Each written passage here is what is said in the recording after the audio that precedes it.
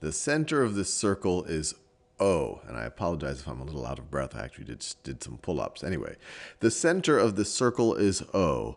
Find the exact length of OA, CD, so where's CD? CD, and OF. So let's look at each of these. So CD, it's part of a right triangle. It's one of the two shorter sides of a right triangle. But we don't know the hypotenuse, so we're not going to be able to figure out CD outright just yet. Same thing with OF. OF is one of the two shorter sides of a right triangle, but we don't know its hypotenuse either. Now let's look at OA. OA is the hypotenuse of a right triangle, and they've given us the two other sides. So we can use the Pythagorean theorem to figure out the hypotenuse. So we know that 7 squared, let's call this x. We know that 7 squared, I'll do this in 7 squared plus 24 squared is going to be equal to the length of OA squared. It's going to be equal to x squared. 7 squared is 49.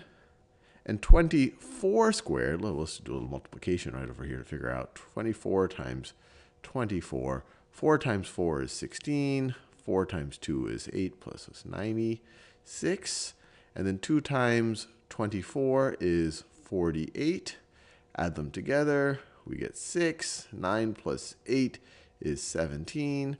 576.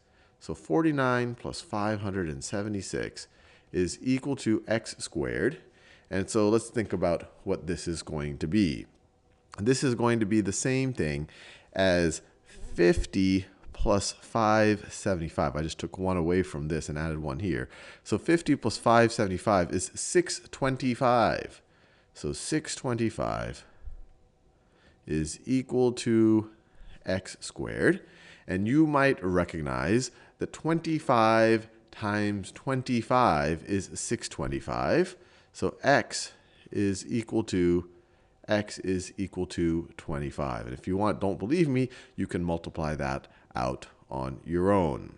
So x is equal to 25, or another way of thinking about it, the exact length of OA is equal to 25. Now, how can we somehow use that information to figure out this other stuff? Well, all of these other right triangles, all of their hypotenuses are a radius of the circle, and so is OA. OA is a radius of the circle, OG is a radius of the circle, OC is a radius of the circle. Well, we just figured out that the radius of the circle is 25. So OG is going to be 25, and OC is going to be 25 as well.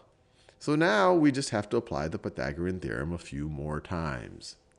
So right over here, if I call OF, let's just call that, I don't know, for the sake of argument, let's call that length equal to A. So here, for this triangle, we see that A squared plus the square root of 141 squared, I'll just write that as 141.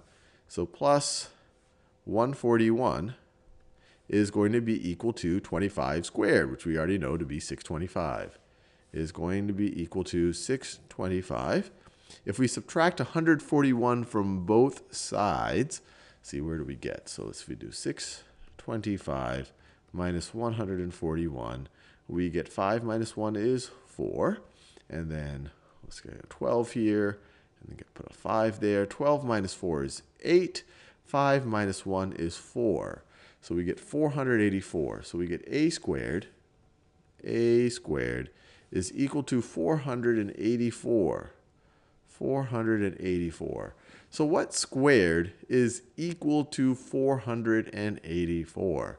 Actually, I'll just try to do a prime factorization here to figure this out. So 484 is 2 times 242, which is 2 times 121, which is the same thing as 11 times 11. So another way of thinking about it is this is 2 squared, so 484, all right, over here. 484 is equal to 2 squared times 11 squared, or it's the same thing as 2 times 11 squared, which is 22 squared. So in this case, A is equal to, let me just clean all that up so I have some space to work with. A is equal to 22. Let me write that down. A is equal to 22. So that's equal to 22 right here. And that's the length of segment OF. So this is 22. And then finally, CD. Once again, we just apply the Pythagorean theorem. Let's just call this, I don't know, I've already used A, I've already used X. I don't know, I'll call this B. I'll call this length B. So we see that B squared plus 15 squared, which is the same thing as 225, 15 squared is 225, is going to be equal to 25 squared. It's going to be equal to 625. Subtract 225 from both sides, you get B squared is equal to 400. And the square root of 400 is pretty easy to calculate. B is equal to 20. B is equal to 20. So segment OA is 25, CD is 20, and OF is 22.